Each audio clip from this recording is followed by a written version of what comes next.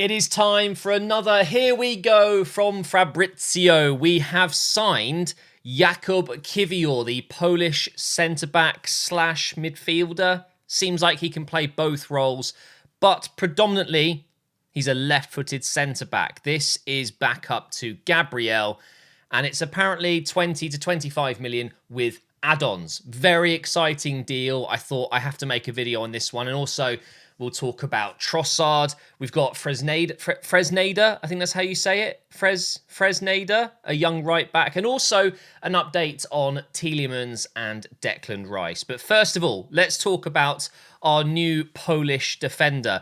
22 years old, as I said, predominantly a left-sided centre-back. He's left-footed. Had a really decent World Cup with Poland. I mean, Poland, let's be honest, they didn't shine at the World Cup. They weren't incredible, but they had a couple of players have good performances. And I won't lie to you guys, it's not like I knew much about this guy. I just knew his name. He's currently playing in Italy. He's a very, very interesting player. Very similar to Gabriel. Very similar height, build. I think he's a little bit more slender, but I think he is going to be the perfect backup to Gabriel. And the fact that he can play as a midfielder, he can step into that defensive midfield role as well, should we need him to. It's very obvious, you know, compared to the Trossard deal, this is a very similar deal with what we've been doing over the last few transfer windows, and that is bringing in younger players that are, most importantly, versatile, that can play in a few different positions, but also strengthen weaknesses and areas in our team that maybe do need someone else to come in. But we're going to have a look at his stats at the moment. He's looking like a very good young player. It's not like he's a world beater already. It's not like he's one of the best young centre-backs in the world. But what I really like about this deal is it's completely unheard of. There's been no rumours. It is just like, oh, Arsenal are signing this player. Done. It reeks of... What I'm saying is the transfer window these days, it always reeks of leaks. It reeks of leaks. And I don't like it when that kind of stuff gets put out there, especially when it's involving Arsenal, because it does weaken the team's position when everyone knows about it. Other clubs can be alerted, and I'm sure they have background talks and they have multiple ways of interacting with different clubs and seeing who's talking to who and which players are looking like moving. And agents, I'm sure, are spreading lies and leaks themselves.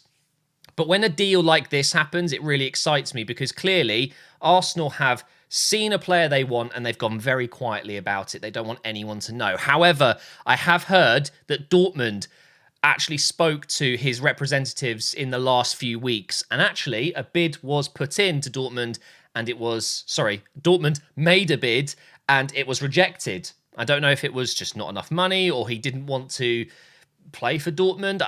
I don't know what's happened there, but that just goes to show that there's clearly potential here. He's a very good young player. If Dortmund want a young player, you know what that means.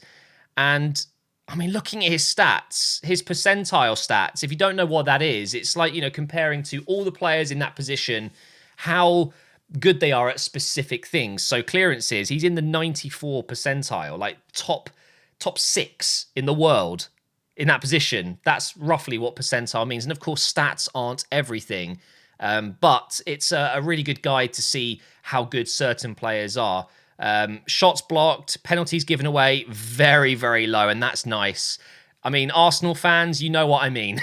We've had so many players, specifically defenders over the years, that just love to give away a penalty. He's got very good interceptions, and you know, there's one thing that does bother me a little bit, and that's the dual success here. 29th percentile.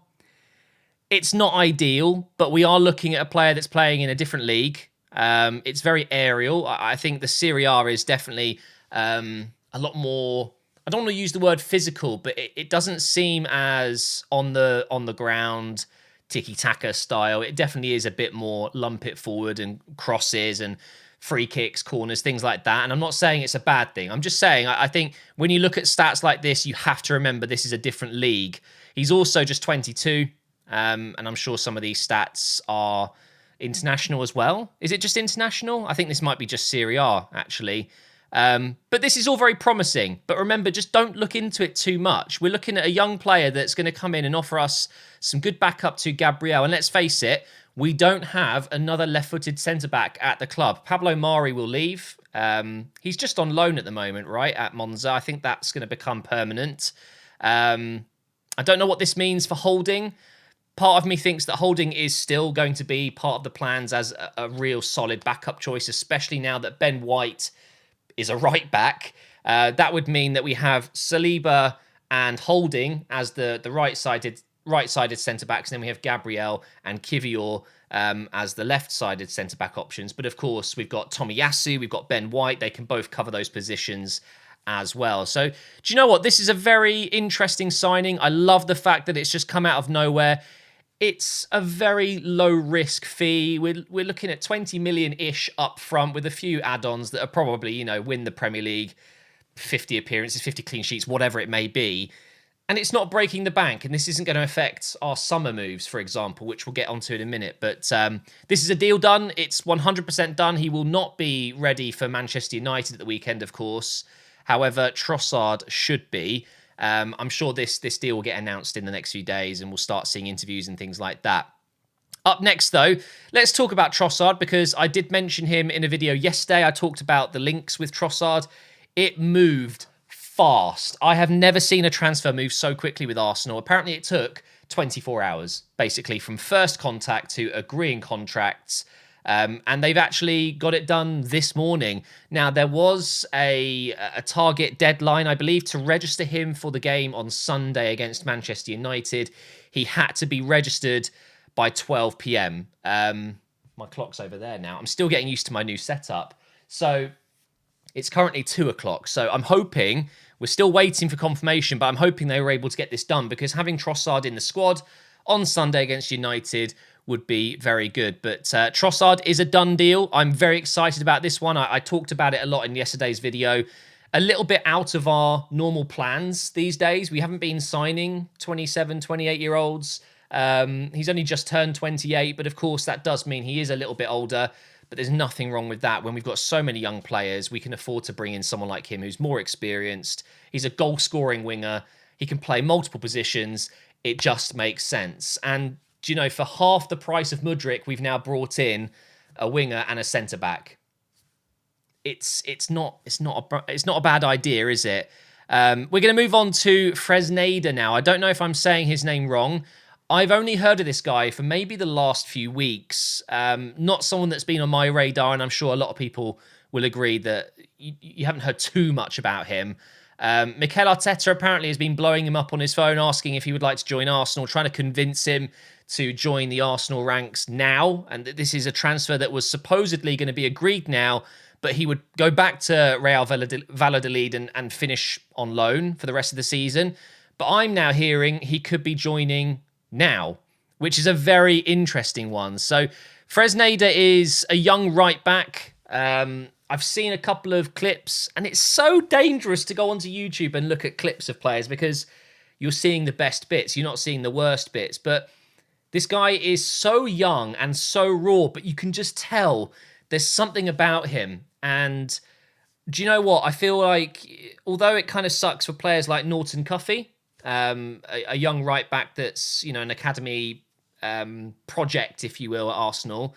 But there's just nothing wrong with bringing in players like this. Imagine if he hits the ground running and actually gets into the first team. You're looking at a player that you're going to sign very, very cheap. I don't know what the exact figure is, but it's not expensive at all. He could be worth 20, 30, 40 million within a year or two. And it could be that then you let him move on, or maybe you just retain him and let Norton Cuffy go, or whatever. It's not a bad idea to have players come in, especially when they're so young. Fresneda is looked at by, I think, Madrid were interested, and now I believe Tottenham. I've got a tweet here. So we're close to reaching an agreement with Fresneda, and Tottenham have also asked about the player. Now, that's hilarious to me, because, of course, Tottenham have very publicly been trying to get Pedro Porro. Who knows if that's going to happen? And I've just seen Conte out is trending. That's hilarious. He will reject Tottenham, no doubt. Yeah, come on. If you've got Madrid, Arsenal, and Tottenham chasing you, I wonder which teams might get priority. I mean, there's no doubt in my mind that Madrid would be so enticing for him. He's a Spanish player. He wouldn't have to move countries. But is he going to get much game time at Real Madrid? Maybe. I feel like, if anything, at right back, they are a little bit light. At Madrid, at least. But with what Arsenal have cooking under Arteta, with a young Spanish manager and a potential slot in that team in the future, I mean, I'm just saying, you know, Cedric is clearly going to be leaving to Fulham. We do have a spot for a right back, and maybe Tomiyasu is going to be used more sparingly as a left centre back or whatever, because he has been used there. I think he plays left centre back internationally, doesn't he? So one to watch out for. Fresneda, young player, looks like he could be one for the future. And now finally, as we come to the end of this video, Tielemans is no doubt leaving Leicester in the summer. It's done. He's not signing a new contract. He will be leaving as a free agent. Now, what you get with free agents is 6 months before you can obviously contact them freely. They're a free agent in 6 months. You're allowed to talk to them and you can convince them to join for free in the next transfer window. Or you could do what I think we should be doing. I mean, if we're happy to throw, let's say 25 and 30, whatever it is, million at Trossard and now Kiwior, why not punt 10, 15 million on Tielemans now? You're probably thinking, why would you do that when you can get him for free? Well, the problem is Tielemans will have 10, 15, 20 top clubs looking to sign him because he's such a good player. He's still so young. He's very experienced now. I'm not saying he's perfect for Arsenal because actually I can kind of see why maybe Arteta and Edu and the team are a bit unsure about his physicality. He's not the strongest. He's not the most mobile. He's not very quick. But what you do get with Tielemans is an unreal goal-scoring threat from outside the box. He's got pinpoint passing. He's an elite passer of the ball. He's smart. And I think if you combine that with Partey, or if you throw in Granit Xhaka next to him, or whatever you may want to do with Tielemans, he could fit in very well. And for 10, 15 million pounds, which is reportedly enough to maybe convince Leicester to sell now, because they're going to lose him for free. They might think, do you know what? Although we'd rather not lose him right now because they're struggling in the Premier League, cash in on him while they can.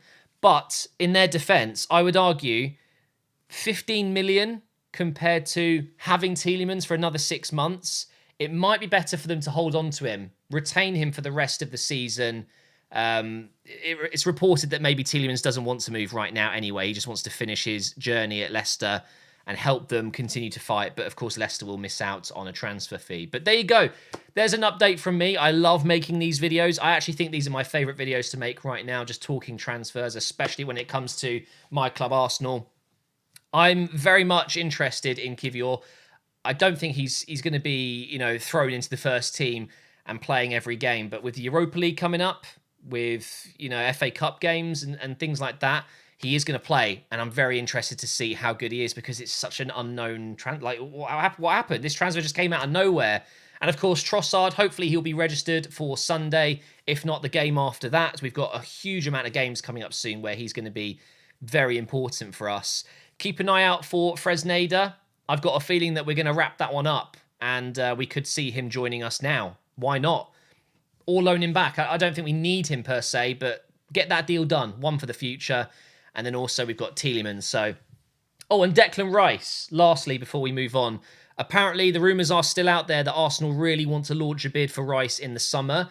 And the biggest news is that these transfers we're making now have no impact on our summer spending. It shouldn't be an issue. So I think we're going to be signing a big midfield target in the summer. And I'm hoping it is Declan Rice. That would be perfect.